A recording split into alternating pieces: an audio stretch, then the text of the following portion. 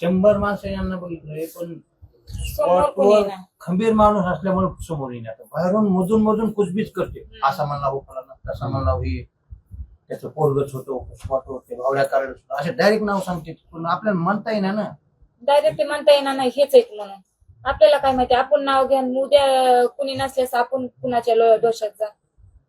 आपल्या जळाला मी तसं परवा दुसऱ्याचं गेलो, घर कशाला चौकात एक माणसं आहे, त्यातून सांगितलं सगळं सांगायलेत मला पण दाखवायले भ्याले समोर सगळ्यांनी येणार बघितले म्हणजे पण भ्याले. अहो 8 आणि 8:30 वाजता 6:30 घरातून गेले.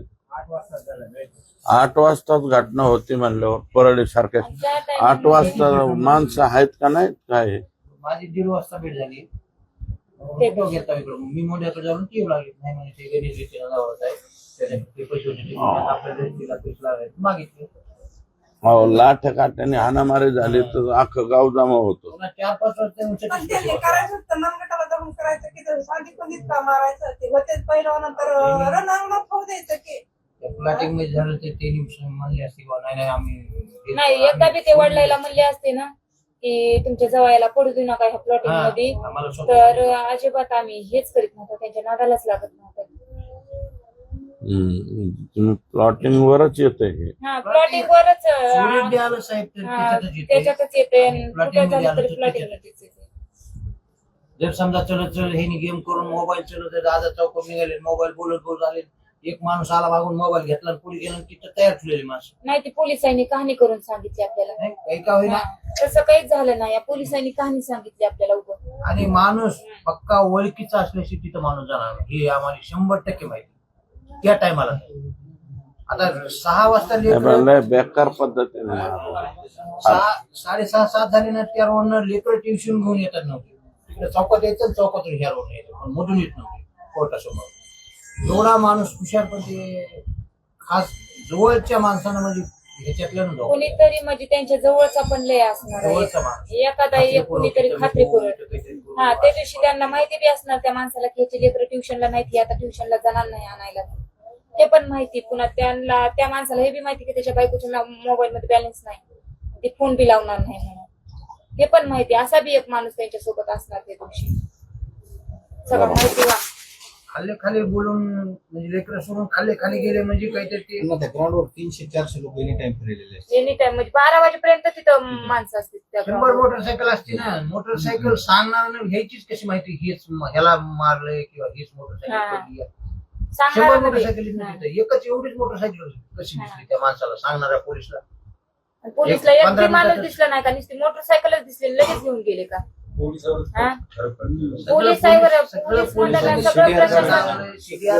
प्रशासन पिकल्या गेले बात पोलीस इथले जे पोलीस आहेत ना हे पोलीसच दल राहिलेलं नाही. मग ह्याला आरोपी नाही तर मग पोलिसांनाच मर्डर केला समजावं लागेल ना आता. मर्डर पोलीस जर गाडी होती तिथं मग घरी कळवलं होतं का उचलताना? सकाळी रात्रभर बॉडी तिथंच राहिली आणि सकाळी सतीश त्याला फोन केला की तिथं बॉडी महादेव मुंडे कोण आहे बघ. त्याला डायरेक्टच म्हणले महादेव मुंडे कोण. ह्याला कसं मग रात्री सतीशलाच फोन करायचा कसं कळायला म्हणते मी. मग त्यांनी मग 9:30 वाजता पोलिसांनी फोन करायचा ना आमच्या गावच्या सरपंचाला की अशाला अशी गाडी पडली आणि हे कोण आहे बघा. संध्याकाळी जेव्हा किती वाजता गाडी फोन आला? केलाच नाही मग करायचा ना त्यांनी केला नाही त्यांनी फोन पोलिसांनी त्या दिवशी संध्याकाळी नाही काहीच नाही केलं आणि सकाळी सतीशलाच फोन केला त्यांनी आणि गाडी घेऊन गेलं. गाडी गाडी रात्रीच घेऊन गेली. गाडी घेऊन गेली त्यांची 9:20 ला गाडी तिथे जमा 9:20 ला गाडी आता जमा केली. गाडी नेली माणूस ठेवला माणूस ठेवला बॉडी मीडिया पंचनामा नाही. काहीच नाही. आता सकाळी तुम्ही केलं मीडिया पण बोलल्याच्या नंतर गाडी जमा केली. सकाळी 7ला सतीशला भास्कर केंद्राने फोन केला महादेव मुंडे कोण आहे. आला का तो भास्कर केंद्र? भास्कर केंद्रानेच फोन केला. माझं तर म्हणणं भास्कर मला तर एवढं केंद्रे म्हणले जेवढे हा. आणि पी.आय. सानप आणि SP ठाकूर साहेब यांचं CDR काढावं. आरोपी एका मिनिटात घडले. हो भार्गव साहेबाला दुसरे SP साहेब मध्ये घालून मी बोलायला लावलं तरी त्यांनी काहीच केलं नाही. नुसतं करतोच म्हणजे नोकरासारखंच वागत होते. म्हणजे तुम्ही काढायच्या अगोदर बी आम्ही एसपी सरांना भेटला होता कावत हो. सरांना. हो मग ते म्हणले परळीच्या व्हिजिटला जा म्हणले, परळीला अजून एकदा जा म्हणले, तपास सांगतील तुम्हाला सगळं. तिथे गेले तर चोरमुले सर आणि त्यांची बैठक चालू होती. त्यात तर इथले पीआय बघितल्या तुम्हाला म्हणले बाहेर जा म्हणले, बाहेर जाऊन बसा. म्हणलं का? मग चोरमुले सर म्हणले या म्हणले मध्ये. मग कशामुळे आलात? मी म्हणलं मर्डर बाबत बोलायला आले. तर तिथले एक डायरेक्ट कॉन्स्टेबल म्हणलं की फोन आले होते म्हणून तपास थांबलेला. चोरमुले सरांना खुद म्हणलेले ते कुणाचे फोन आले काय झाले. मग चोरमुले सरनं विचारलंच असं ना नंतर आम्ही आल्याच्या नंतर तुम्हाला कुणाचे फोन आले, काय झाले, काय झालं. त्यांच्याकडेच अजून परत तपास दिलाय. मग चोरमुले सरांना बी आरोपी माहितीत ना, मग का लाभन लावते ते? चोरमले काढला, मी काढायला लावला तपास. मी एसपी ला बोललो हे चोरमले मला माहित नाही कोण आहेत ते. मी इथं त्या कार्यक्रमाला आलतो ना, ह्याच्या हाकुर्शीच्या कार्यक्रमाला आला तेव्हा ते माझ्या समोर आला. माझ्या आष्टीची जागा रिक्त होती डीवायएसपी वाला. तो चोरमले माझ्याकडे आला, टोपी बिपी घातली, शालूट हाणला आणि म्हणला अण्णा मला घेता का आष्टीला. मी त्याची बोलण्याची ती स्टाईल पाहिली. मी म्हणला का हे तो पुरा पांडू हवालदार दिसतोय, ह्याला मी आष्टीला कायला नेऊ. मी डायरेक्ट म्हणलं, त्या तोंडावर म्हणलं तुझी एकंदरीत बॉडी लँग्वेज मला सांगते की तू काहीच कामाचा नाही. आणि तो मग हे काय, मग हे असले बिनकामीच माणसं आणून ठेवायचे नाही. चोर मला काय कामाचा माणूस आहे मला सांगा बा. त्याला असं 100 मीटर पळून दाखव म्हणावं, तो 100 मीटर पळणार सुद्धा नाही.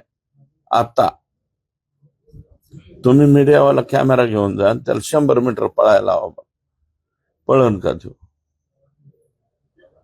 भार्गव साहेबाला एसपी साहेबांनी मध्ये टाकलं होतं सांगायला. हा त्या एसपी साहेबांनी मला रिप्लाय मेसेज करून सांगितला त्या केसमध्ये लक्ष द्याला, तरी घातलं नाही भार्गव साहेबांनी. नंदकुमार नाही भार्गव साहेब बारगड साहेब. आणि इथं बी महाजन होते त्या, म्हणजे सानप गेले की महाजन आले वाटतं. आता केसच्या जे प्रकरणात आहेत हा ते तर काही तपास करणार, त्यांनी तर काहीच केलं नाही. त्यांनी तर सगळं दाबादाबीच करून टाकलं. काही त्या बी केसचं सगळं वाटोळ करून महाजन टाकलं. काय महाजन आता केस मध्ये आहेत ना, होते ना महाजन, हा हा ते पण इथं होते, परळीत पण होते त्या टायमिंगला. महाजन तर नंबर 1 बोगस माणूस आहे. ते महाजन तर डायरेक्ट पोलीस आरोपींबरोबरच होता ना. मग तर त्या मग स्पॉटवर आता मसाजोगचे लोक तेच म्हणतायत ना, महाजनला याच्यात डायरेक्ट आरोपी करा, आरोपी. त्याच काळात महाजन इकडे बी होता.